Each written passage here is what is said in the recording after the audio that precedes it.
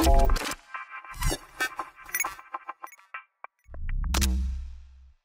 Sobat Medika, apa kabar semuanya? Semoga dalam keadaan sehat walafiat ya. Kembali lagi di HMPD Podcast, will brighten up your day. Akhirnya HMPD Podcast merilis kembali podcast terbarunya di episode pertama, yaitu tentang dokter gak boleh ngonten sembarangan. Masa sih? Gitu. Di topik kali ini cukup ramai diperbincangkan di platform sosial media ya.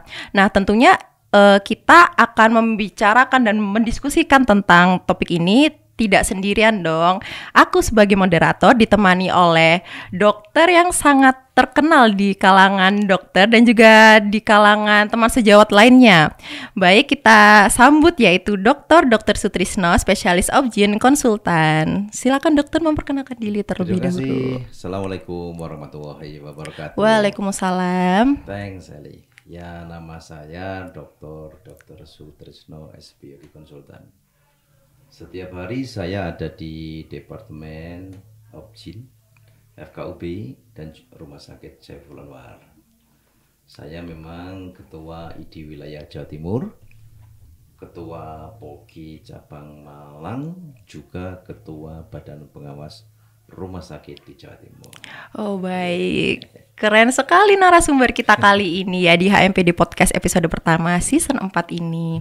Nah selanjutnya kita akan mulai masuk ke diskusi kita kali ini. Nah dokter, izin bertanya nih, apa yang dimaksud dengan etika bersosial media secara umum menurut dokter?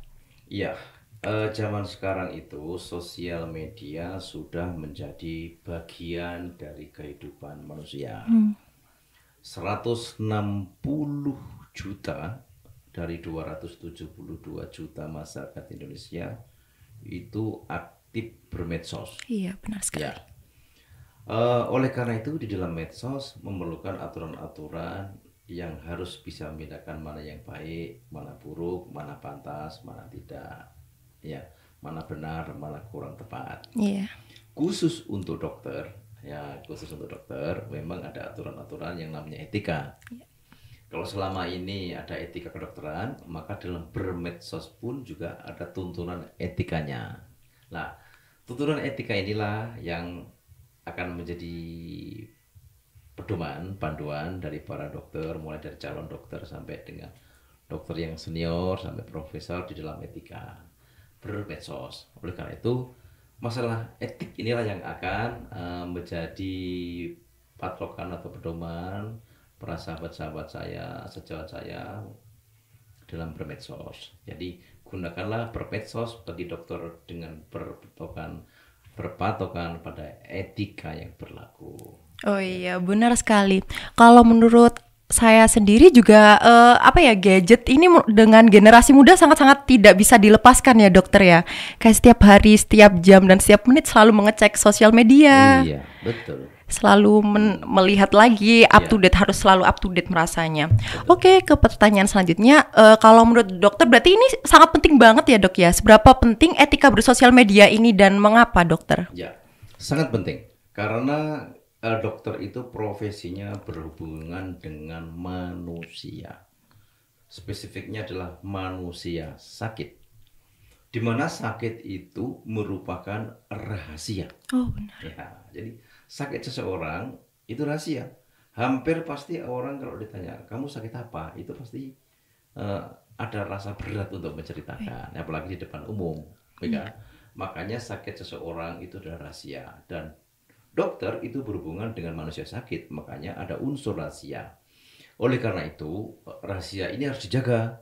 Nah, kalau kita di dokter itu ada undang-undang praktek kedokteran, di mana di situ secara tegas mengatur tentang kewajiban dokter untuk menjaga rahasia pasien, meskipun sampai meninggal dunia pasiennya, tidak boleh diceritakan. Kemudian ada masalah rekam medik yang juga dibahas di dalam undang-undang. Itu juga ada kewajiban untuk menjaga rahasia secara ketat. Jadi tidak boleh disampaikan, dibocorkan, dipublish di mass media. Kemudian jangan lupa ada sumpah dokter. Oh, benar Nah, sekali. dan jangan lupa ada etika kedokteran, kode Q, di mana semua itu bicara tentang kewajiban dokter untuk menjaga rahasia pasien. Oh iya. Sehingga di dalam bermedsos ini ada aspek undang-undang, ada aspek rekam medik, ada aspek etik, ya, dan ada aspek sumpah dokter. Nah, kan Oh itu iya. sangat penting, ya. Benar-benar sangat penting ya. Itu juga dipelajari mahasiswa kedokteran di semester awal ya dok ya, sebagai dasar. Karena ini sangat pentingnya dipahami oleh mahasiswa kedokteran dan calon tenaga kesehatan ya di Ya, masa depan dokter. betul. Semestinya mahasiswa sejak awal harus sadar dan para dosennya juga mengarahkan bahwa kelak dia menjadi dokter. Iya.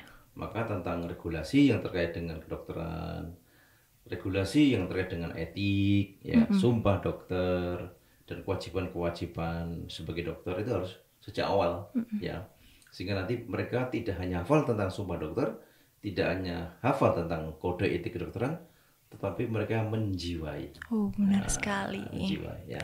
Iya. Kalau rahasia-rahasia pasien berarti harus benar-benar dibawa sampai mati ya dokter ya. Iya, Kayak nggak betul. boleh dibocorkan sama sekali. Boleh, wah, nggak boleh, nggak boleh, kecuali permintaan penegak hukum. Oh benar. Ya, kalau penegak hukum itu memang boleh. Iya. Jadi saya katakan absolut tidak boleh. Ada hal yang boleh, yaitu atas permintaan penegak hukum, mulai dari hakim, jaksa, sampai dengan polisi, ya. Dan asuransi, Oh asuransi. ya, asuransi dapat, karena asuransi itu sudah ada ikatan dengan si sakit, itu boleh, ya, boleh dapat. Tapi dapatnya ini isi, bukan rekam mediknya. Oh iya. Jadi isi rekam medik, di mana isi itu memang tidak menggambarkan fisiknya, ya. Jadi isinya, umumnya kita berikan resumenya, itu boleh. Tapi selain itu tidak boleh. Ya, jadi memang absolut, ya tidak absolut, karena memang ada pihak itu yang memang boleh. Jadi penegak hukum dan asuransi itu memang boleh mendapatkan isi rekam medik. Iya. Dan pihak-pihak tertentu atas permintaan pasien. Misalnya untuk rujukan. Ya, misalnya di rumah sakit A, pasien mau dirujuk ke rumah sakit yang levelnya lebih tinggi, maka pasien akan disertai dengan isi rekam medik supaya pengobatannya ini berlanjut gitu. Nah, itu boleh. Ya, boleh ketahui, dan itu memang normatif dan dijamin oleh undang-undang, ya. Oh iya benar sekali. Berarti harus dijaga, tapi beberapa mungkin ada pengecualiannya untuk penegakan hukum ya, Ya, dokter ya. Oke, selanjutnya ke bagaimana sih etika profesi dokter dalam bermedia sosial dan apa regulasinya? Mungkin dilihat dari sisi positif dan negatifnya sebagai tenaga kesehatan ya dokter ya. Ya. Jadi Sally, kalau seorang dokter, calon dokter, para dokter muda itu memang harus paham bahwa dalam bermedsos itu sebenarnya poin pentingnya adalah menjaga rahasia pasien. Itu poin pentingnya. Kalau kita bermedsos, kita kemudian memblow up suatu konten, di mana konten itu tentang orang sakit, apalagi sampai kelihatan wajahnya, sampai kelihatan identitasnya, dan tanpa persetujuan dari yang bersangkutan, itu sama dengan kita membocorkan rahasia orang itu. Ya, jadi kewajiban kita untuk menjaga kerahasiaan pasien akhirnya terlewati. Nah, berarti kita artinya ya mempublish rahasia seorang pasien. Ya. Terus kedua, kita juga akhirnya melanggar ketentuan rekam medik, bahwa isi rekam medik itu yang boleh tahu hanya dokter, rumah sakit, dan pasien. Jadi rekam medik itu fisiknya milik rumah sakit, isinya milik pasien, dan dokter adalah orang yang tahu karena memang berkepentingan. Ya, hanya pihak itu saja. Nah, kalau kita sampai mempublish, sampai gambarnya, identitasnya, hasil pemeriksaannya, sampai ya yang terkait dengan masalah biologis dan psikis dari orang sakit, itu juga kita termasuk membocorkan rekam medik gitu kan. Ya, itu juga tidak baik, itu melanggar, ya.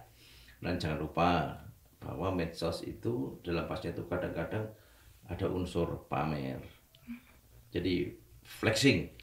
Ya, kalau flexingnya itu, kamu tahu sekarang kalau mobil baru sepatu baru, wah, gitu kan, Wah, flexing iya. gitu kan. Nah, Iya, Dok. dokter juga bisa loh, misalnya, dokter hasil operasinya tumornya gede gitu kan, Iya. terus digendong gitu kan, terus wah wajahnya bangga banget, artinya ini loh aku hebat, ya kan, bisa mengeluarkan tumor, itu ada unsur flexing. Oh iya. Ya, itu tidak baik. Oh Tidak iya. baik. Ya, juga yang lain juga. Banyak itu contoh-contohnya ya. Mm-mm. Ya benar sekali sih. Mungkin kalau dilihat dari kehidupan sehari-hari mungkin cukup banyak sih orang-orang yang menggunakan sosial media itu sebagai sarana flexing juga ya seperti tadi ya dok. Jadi Iya. seperti pencapaian mengangkat tumor besar. Gue gitu kan. Iya. Wah, Itu apalagi sering terlihat dok di dengan Instagram gitu. ekspresinya yang wah, seakan-akan kan hanya ini, hanya aku yang bisa. Gitu kan. Oh iya benar Itu nggak sekali. baik. Oh Ya, itu tidak iya. baik. Ya. Oke, mungkin ke pertanyaan selanjutnya. Tapi bagaimana dok ya, kalau mungkin kita sebagai dokter dan calon dokter itu ingin seperti mengekspresikan diri gitu dok. Nah, jadinya kan sepertinya kayak bertolak belakang ya. Kalau mungkin kita sebagai dokter dan calon dokter harus menjaga persona di depan umum sebagai di sosial media. Nah, di sisi lain kita tuh juga ingin mengekspresikan diri karena itu merupakan salah satu hak asasi manusia kita untuk Ya. mengekspresikan diri Ya. ya, Dok ya. Nah, itu gimana ya, Dok ya, membawa persona dokter itu kalau di media sosial apakah harus kayak akunnya dibedakan atau bagaimana dan jadinya atau mungkin harus benar-benar satu sosial media itu dan menghapuskan hak kebebasan berekspresi individu gitu, Dok. Sebenarnya sangat luas sekali kesempatan seorang dokter itu untuk bermedia sosial, Iya. ya kan? Asalkan apa? Jangan cenderung memuji diri sendiri. Ya, misalnya seperti saya, wah dokter Sutrisno ini sudah dokter, sudah konsultan, hebat ini. Saya lah yang terhebat, saya yang apa gitu lah. Ini nggak boleh. Tapi kalau saya memberikan edukasi bahwa saya seorang spesialis Benar. OBGYN, ya kan? Saya konsultan dalam bidang endoskopi dan fertility, saya bekerja di rumah sakit Saiful Anwar. Ini kan wajar Iya. dan normal gitu kan.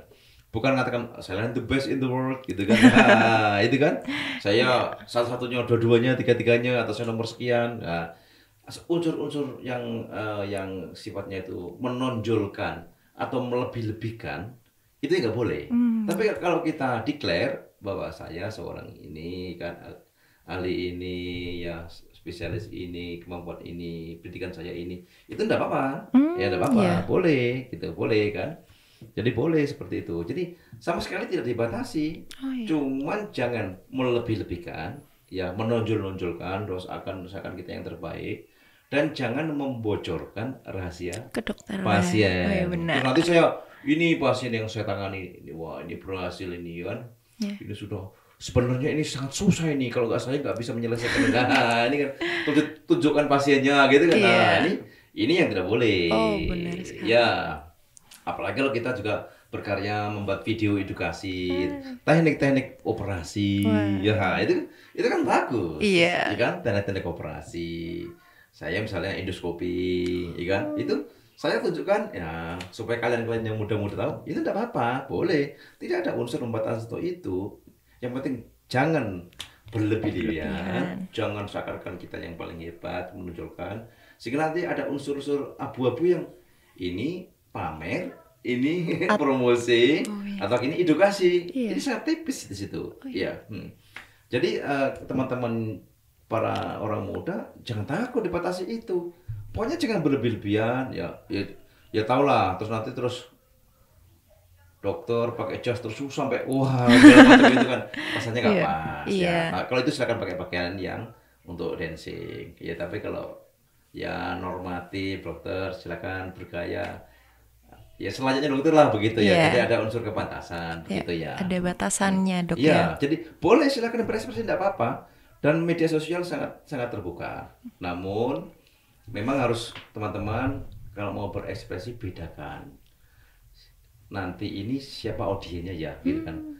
Ada untuk umum ya. Kalau untuk umum ya harus tahu ya levelnya apa yang harus disampaikan, gitu ya.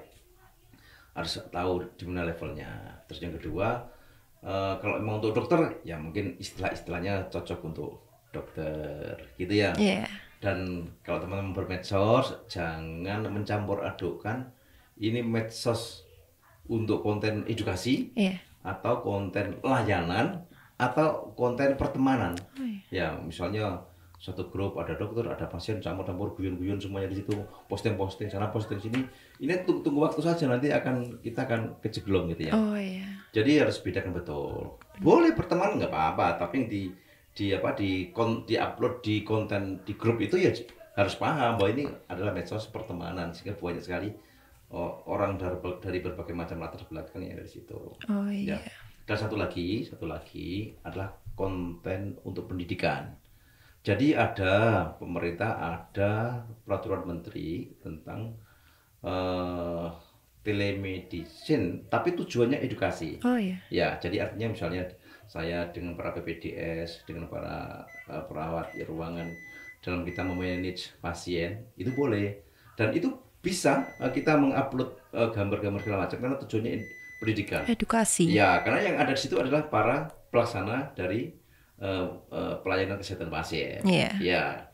Dan kalau telemedicine untuk layanan umum, mulai dari anamnesis, pemeriksaan fisik, pemberian resep, sampai saat ini belum ada regulasinya yang kuat. Oh iya. Belum ada.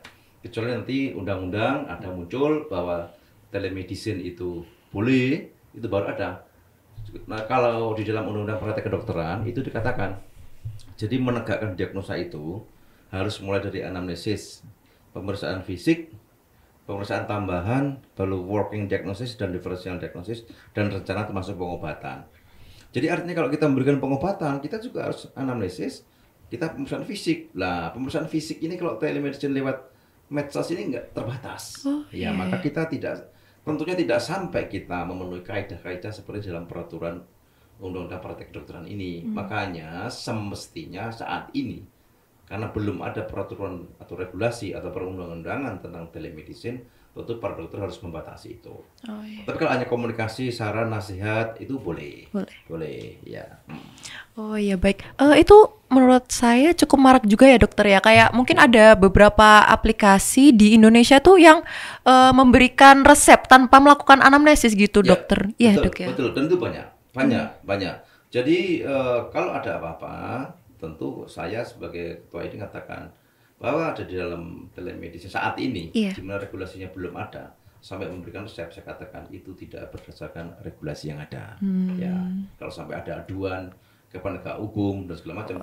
Karena orang menerima obat itu bisa aja loh, alergi, sesek, pingsan, iya. jatuh, shock, anafilaktik, kan bisa aja. Iya. Iya kan? Siapa yang bertanggung jawab? Dia dikirim lewat kurir. Iya kan? Oh, iya. Nah, kan? Benar. Kalau yang dokter rumah sakit kan ada alergi langsung bisa ditangani kan? Iya. Atau di rumah langsung pergi ke rumah sakit di mana dia mendapat obat kan? Tapi begitu jauh dari sono sampai ke sini, lah siapa yang bertanggung jawab? Iya. Ya itu, saat ini belum ada. Padahal di anamnesis itu biasanya kayak ditanyain alerginya apa gitu. Mungkin takutnya dimasukkan obatnya tuh kemudian ada menyebabkan reaksi alerginya. Iya. Nah itu justru berbahaya bahkan bagi nyawa pasiennya ya dokter ya. Tentu. Maka itu kalian yang anak muda, yang calon-calon dokter, ya saat ini regulasi sampai sejauh ini, sampai pemberian resep segala macam belum ada. Oh iya. Ya. Ya, saat ini ya. Oke. Iya. Oke, itu tadi cukup penting banget ya. Berarti kita sebagai dokter dan calon dokter itu harus pintar-pintar membedakan akun ya dok ya. Karena persona dokter ini cukup harus dijaga ya. Kalau mungkin bisa harus memberikan edukasi mungkin ke pasien atau teman-teman sejawat lainnya. Dan juga kita sebagai dokter dan juga calon dokter, kita itu harus menjaga persona kita dimanapun kita berada. Oke, mungkin selanjutnya kita kemarin sudah membuat salah satu video kasus yang sudah diupload di Instagram HMPD dan cukup banyak yang memberikan tanggapan ya. Mungkin kita akan menonton bersama dokter dan mungkin dokter bisa memberikan tanggapan yang mengenai video kasus ini. Oke, ini dokter.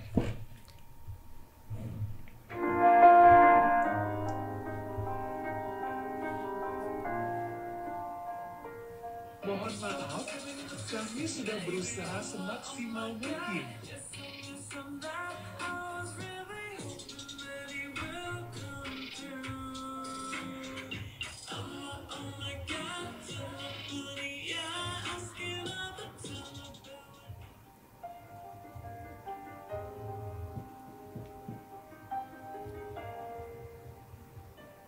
Oh iya, sudah dokter. Iya.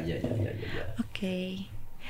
Jadi video kasus tersebut adalah video kasus dari Jerome Pauline, konten kreator di bidang pendidikan dan hiburan, Ekida dan Farhan, konten kreator di bidang kesehatan. Nah, mereka ini ya dokter, membuat sebuah video dance dengan lagu OMG dari sebuah girl group Korea yang bernama New Jeans di platform TikTok dengan menggunakan atribut profesi dokter pada Februari 2023. Video tersebut menjadi ramai diperbincangkan di media sosial lantaran terdapat kalimat maaf, kami sudah berusaha semaksimal mungkin. Nah, warganet ini, terutama kalangan dokter, menilai bahwa konten ini terlihat kurang benar karena kalimat tersebut merupakan kalimat yang dianggap sensitif, dokter. Dan biasa diucapkan ketika saat-saat berduka pada pasien, sehingga kasus ini pun menjadi kontroversial. Pada akhirnya, ketiga konten kreator tersebut memberikan klarifikasi bahwa kata-kata tersebut merujuk pada koreografi dance mereka dan tidak bermaksud lain. Mereka juga memberikan permintaan maaf di akun media sosial mereka.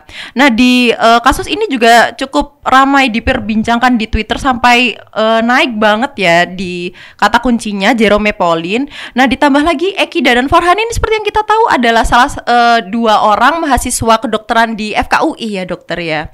Nah, setelah melihat video tadi, bagaimana ya tanggapan dokter mengenai kasus yang terjadi pada Jerome Pauline, Ekida dan juga Farhan ini dokter? Ya, pertama harus paham bahwa orang mengupload film, video singkat begitu kan kita lihat. Jadi dia mau mengungkapkan rasa keterbatasan, ketidakmampuan, itu tidak apa-apa.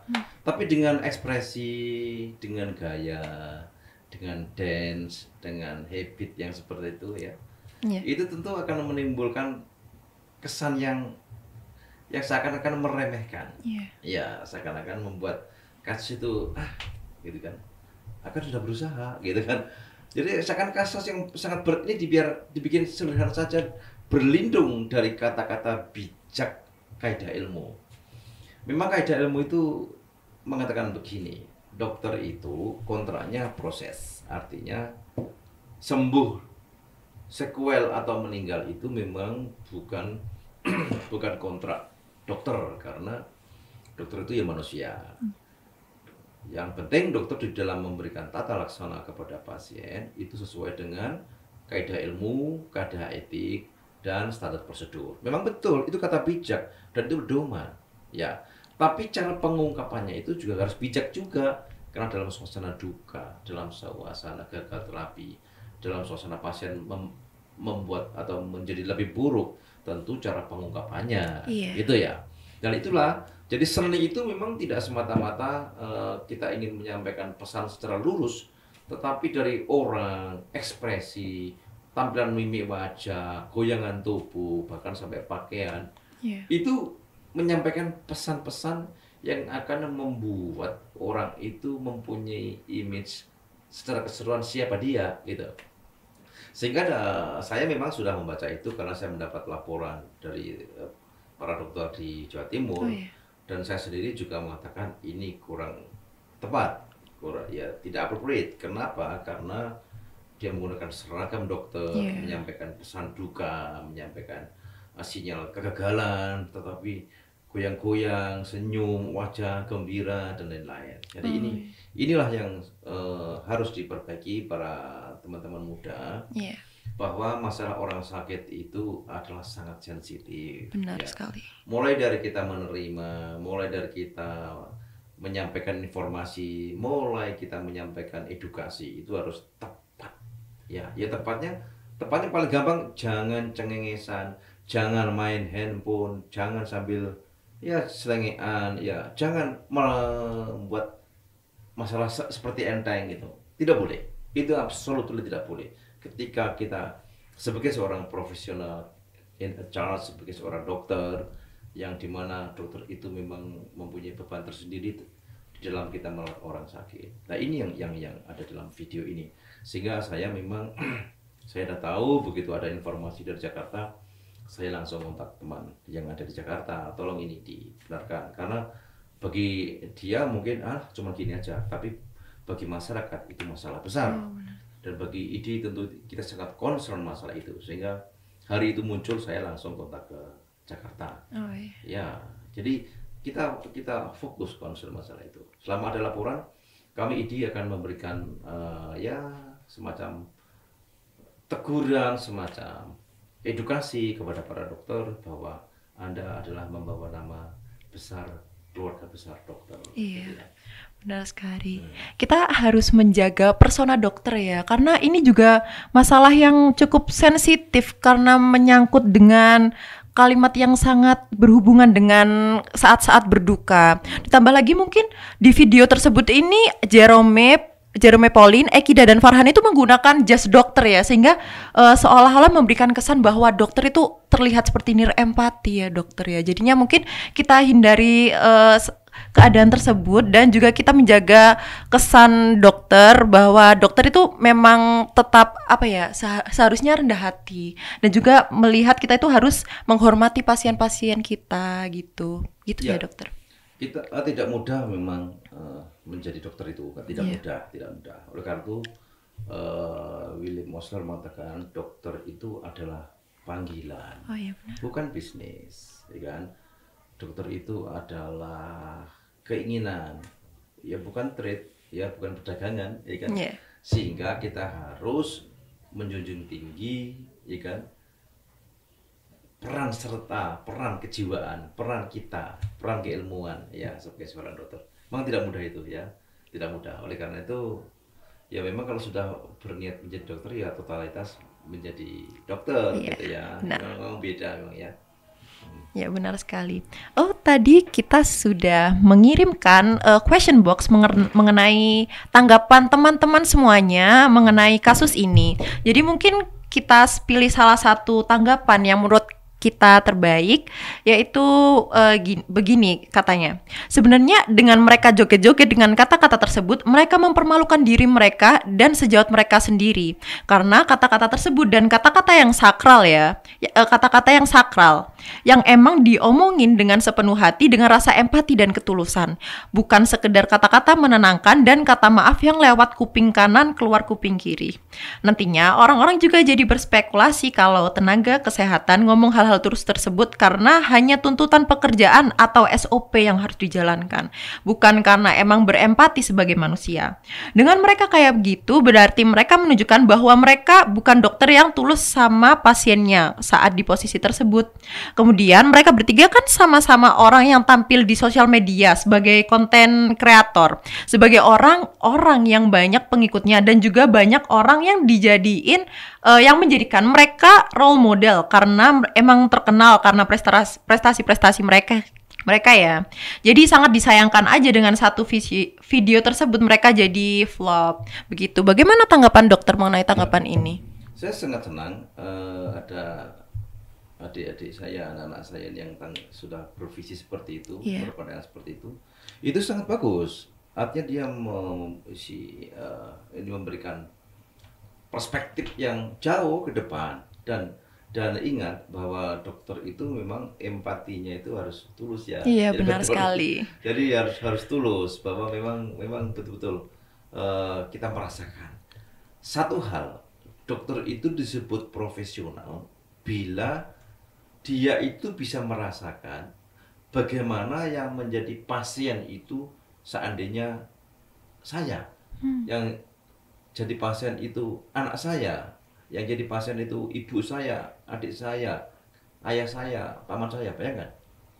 Apa kita mau, ya kan, dengan mudahnya seperti itu. Jadi kalau kita merasakan bahwa pasien itu seakan-akan saudara dekat saya, adik saya, saudara saya, pasti kita akan give the best dengan mengerahkan kemampuan secara totalitas untuk memberikan yang terbaik kepada pasien ini. Benar sekali. Itulah. Jadi saya memanggil bahwa para dokter di dalam menangani pasien itu paling gampang-gampangnya adalah katakanlah, rasakanlah bila pasien itu saudara dekat kita, ya kan? Pasti kalau saudara dekat kita merawatnya pasti kita akan memberikan yang terbaik. Benar sekali. Ya kan? Jadi lakukan yang terbaik buat pasien. Selalu hitung untung dan ruginya, berilah yang paling banyak untungnya, ya kan? Dan tentu adalah kita akan memilihkan berbagai macam metode diagnostik, terapi, dan hal-hal lain yang memang itu memberikan keuntungan yang jauh lebih baik daripada hal-hal alternatif lain. Jadi gampangannya ukurannya profesional seorang dokter adalah bila kita bisa merasakan bahwa yang sakit itu adalah keluarga kita. Oh iya, benar sekali. Itu. Berarti rasa empatinya harus bermain banget ya dok ya di sini. Ya, give the best Give the pada best. pasien itu. Ya, mulai dari omongan, perilaku, sikap, ya itu kita toto betul kok karena dia adalah orang dekat kita. Oh iya, gitu, benar ya. sekali. Jadi kita sebagai dokter dan calon dokter, kita tuh harus benar-benar menjaga persona juga ya dok ya, untuk memfilter konten-konten di sosial media kita. Takutnya mungkin dilihatnya, mungkin kita harus memfilter lagi kayak apakah ini etis atau mungkin kurang etis, begitu ya dokter ya? Ya, memang salah satu etikanya kita bermedsos adalah dengarkan masukan dari sejawat. benar. Oh ya nih, pas ini, Iya. ini kamu berlebihan, gitu Iya. kan. Oh ini kasihan nih pasiennya kelihatan wajahnya, ya itu hal-hal yang apa yang perlu diperhatikan. Iya. Dan jangan lupa kalau kita sebagai dokter kalau memang ada seperti itu, kita harus berikan feedback sejawat kita. Bro, kamu ini nggak bener nih, Iya. yang ini, ya. Tapi kalau yang dikasih tahu malah marah, ya laporkan kepada tim etikanya. Oh, iya. Ya, nanti kita juga akan memberikan respon. Benar. Ya, karena apa? Respon kita adalah melindungi si dokter yang bermedsos ini, gitu. Jangan sampai nanti dia salah arah, ya kan? Salah arah, berlebihan di dalam dia bermedsos. Oh iya. Ya, saya tekankan sekali lagi, teman-teman muda jangan takut dibatasi. Ya, asalkan tidak flexing, tidak berlebihan, tidak menonjolkan kehebatan, Iya. tidak pamer, ya kan? Benar sekali. Atau membocorkan rahasia pasien, ya kan? Atau ada pamrih yang berlebihan pada aspek komersial, itu nggak apa-apa, silakan bermedsos, ya kan? Silakan karya Anda di blow up yang bagus, karena karya yang baik, penampilan yang baik, ilmu yang baik, kompetensi yang baik itu akan menjadikan semacam motivasi pada para dokter lain untuk ikut serta maju bersama. Ya gitu. Oke. Berarti harus sebagai teman sejawat ini harus saling memberikan feedback dan juga harus saling mengingatkan ya dokter ya. Dan kalau dikasih masukan oleh teman sejawat itu benar-benar harus dipertimbangkan lagi ya, karena mungkin itu bukan kritik yang negatif tapi justru kritik yang positif ya dokter ya, untuk betul. membangun. Iya, karena memang sumpah dokter akan memperlakukan sejawat ya seperti saudara kandung. Benar sekali. Atau ingin memperlakukan sejawat sebagaimana kita ingin diperlakukan, ya kan? Iya. Maka tentu kita para dokter harus kompak, ya harus kompak, gitu. Iya. Dan ID adalah rumah besar, ya. Iya, benar. Jadi ID itu di situ ada aspek ilmu, ada aspek etik, aspek pelindungan hukum, dan aspek kesejahteraan yang bisa didapat dari organisasi ID. Maka saya mengundang nanti para dokter-dokter yang sudah lulus sampai tingkat internship itu sudah masuk jadi anggota ID. Oh iya. Nah, kalian yang masuk sekolah harus semakin dekat dengan ID. Ya, Baik. ada kegiatan ikut bareng-bareng supaya tahu kelak ke depan kita akan bersama-sama membangun dunia dokter. Oh iya. Wah, keren banget insight baru buat kita ya. Mungkin untuk pertanyaan terakhir ya dokter ya. Apa saja sih evaluasi yang dapat diberikan dari kasus tersebut untuk mencegahnya terulang kembali ke teman-teman sejawat di rumah dan juga penonton HMPD Podcast ini dokter? Ya, di dalam bermedsos, para sahabat-sahabat saya, adik-adik saya, anak saya, para dokter muda, Anda ingat bahwa satu, jangan membocorkan rahasia pasien. Iya. Itu paling penting. Yang kedua, be profesional sebagai seorang dokter. Ya, profesional di dalam ilmu, di dalam sikap, di dalam tindak tanduk, di dalam etik, di dalam apa saja. Tolonglah Anda cerminkan Anda sebagai seorang dokter. Ya, itu. Kemudian yang ketiga, harus tahu regulasi, ya. Apakah regulasi positif di mana ada undang-undang, ada peraturan menteri, ada kode etik kedokteran, ada sumpah dokter, juga regulasi yang bersifat etik di mana di situ ada pantas tidak pantas, baik atau kurang, ya kan? Dan berbagai macam hal-hal yang menjadi patokan dalam kita bersosialisasi dengan masyarakat dan pasien. Kemudian yang keempat, tolong teman-teman, adik-adik ini harus bisa membedakan akun di medsos dengan baik. Apakah untuk pertemanan, Apakah untuk konsultasi, apakah hanya untuk yang sifatnya itu umum-umum saja, atau bersifat pendidikan. Nah, ini harus bisa membedakan betul, karena masing-masing golongan akun ini tingkat kedalaman dan tingkat materinya dan tingkat kontennya memang berbeda-beda. Oh iya, benar sekali.